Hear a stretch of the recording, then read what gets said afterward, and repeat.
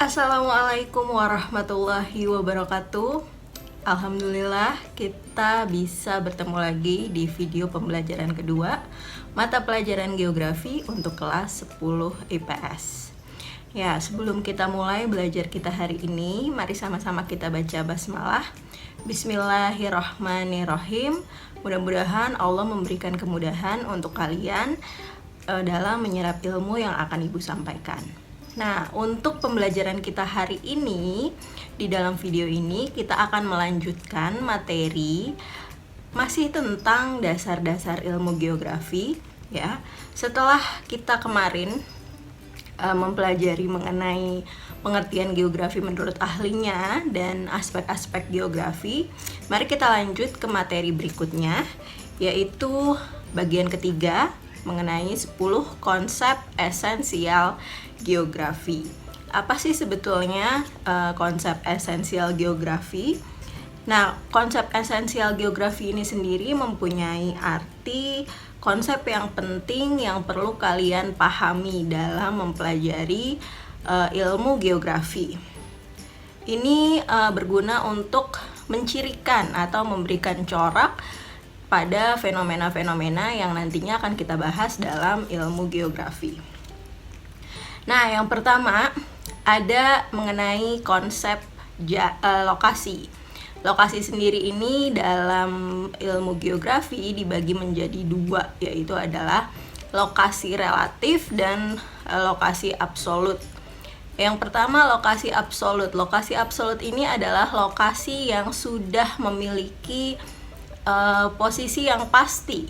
Seperti kita sudah tahu bahwa ada yang namanya lokasi secara geografis atau lokasi yang sesuai dengan kenyataannya.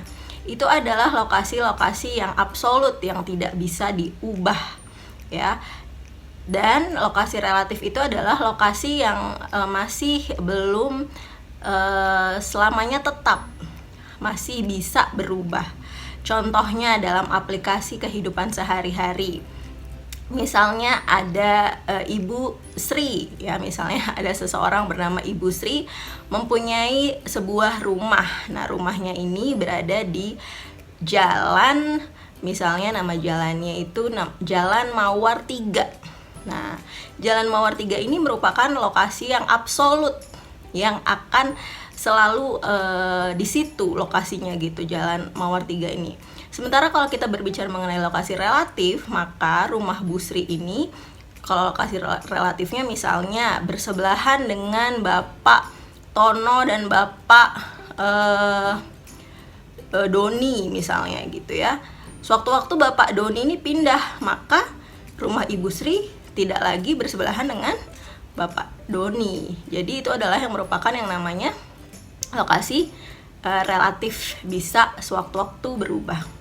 Konsep yang kedua merupakan konsep jarak. Nah, sama seperti lokasi, ini juga mempunyai dua pembagian, yaitu adalah jarak yang absolut dan jarak yang relatif. Sama seperti pengertian dari lokasi absolut dan relatif, jarak ini juga dibagi menjadi jarak yang absolut yang memang sudah pasti. Misalnya jarak antara sekolah dan rumah itu 5 km. 5 km itu adalah lokasi yang absolut.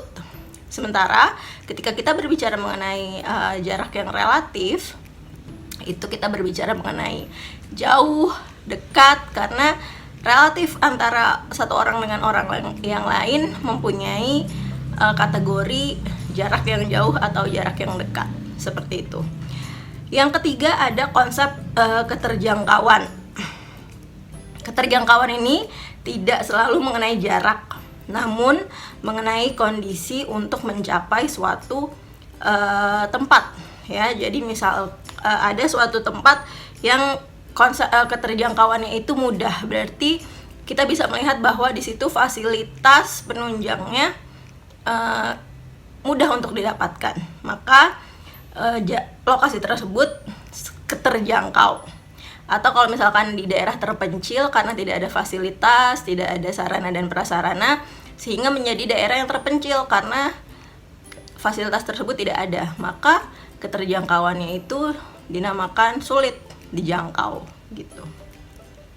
Nah, konsep yang keempat ada yang namanya morfologi. Nah, morfologi ini berkaitan dengan rupa bumi.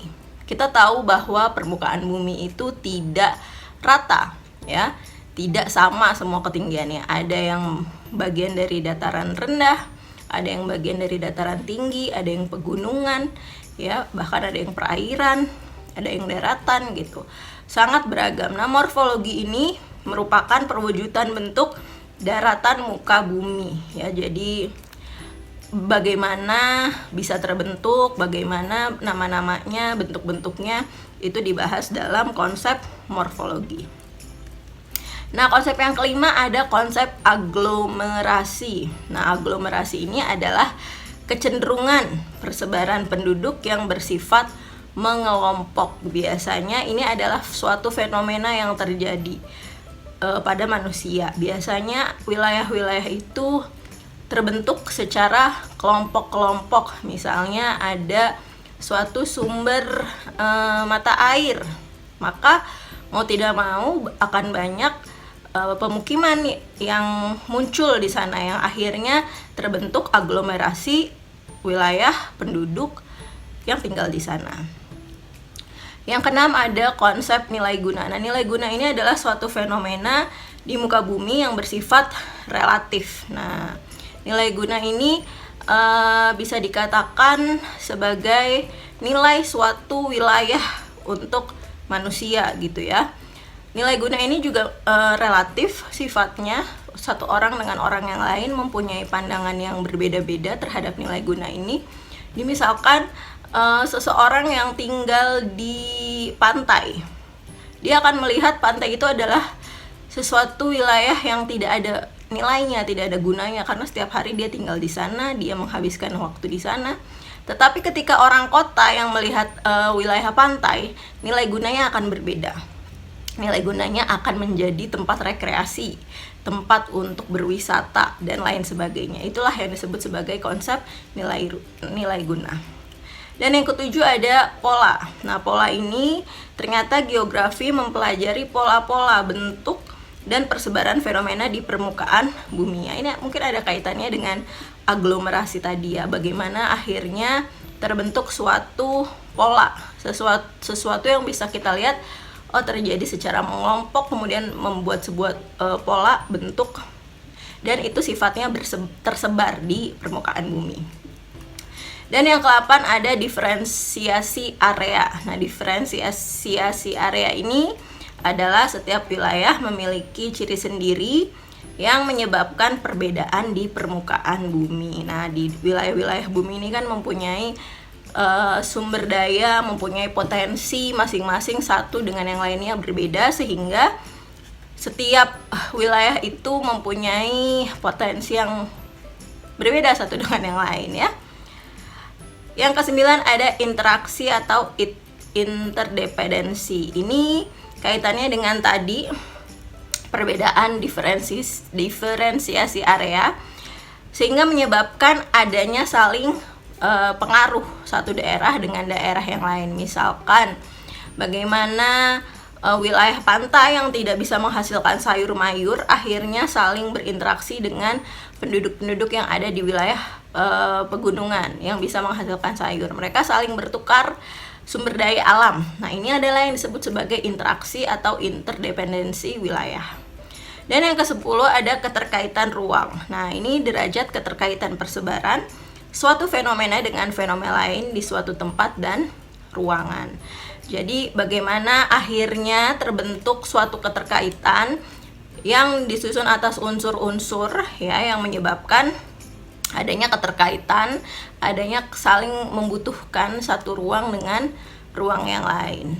Nah, kira-kira itu adalah 10 konsep esensial geografi yang kita bahas di pertemuan kali ini. Mudah-mudahan dengan penjelasan yang singkat ini bisa memberikan kalian pengetahuan, informasi ya, dan tambahan pembelajaran yang bisa kalian pahami.